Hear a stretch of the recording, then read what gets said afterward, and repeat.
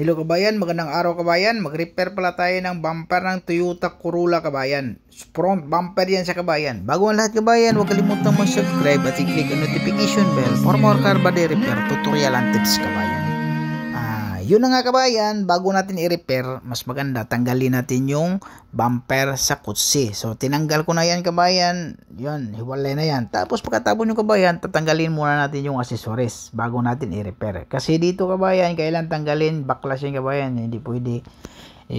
Yung bumper, tipan lang natin sa bumper, sa sasakyan, hindi natanggalin. Dito kabayan, kailangan tanggalin lahat yan. So pintuan, tanggalin, yung mga accessories lahat, hindi pwede magtip-tip.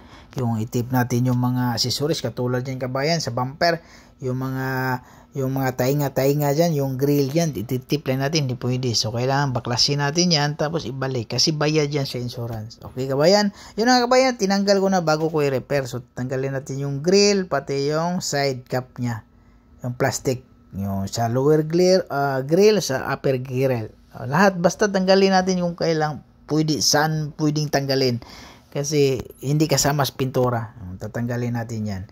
Yun, natanggal ko na kabayan, saka natin i-repair.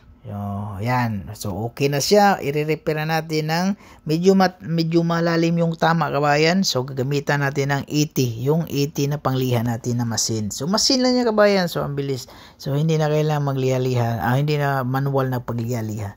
Machine lang yan, mayroong mabilis na ikot yan, mayroong hinaan. So mabilis tayo, kailangan natin bilisan natin yan kasi walang preparasyon ngayon, walang trabaho sa preparasyon. Bibilisan natin para maibig sa preparasyon, para UV, pwedeng UV lang gamitin natin kabayan, hindi na pwede yung okay lang sa UV yan, hindi, kasi maliit lang naman yan, hindi malaki.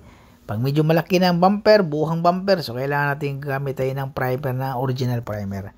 So yun na kabayan, pagkatapos ng 80, 120 ka, tapos 120, 180, tapos 320, tapos gumamit ako ng 400. Tapos na kabayan, so naikabit na natin sa mismong kutsi niya. Okay yung alignment, walang problema, maganda.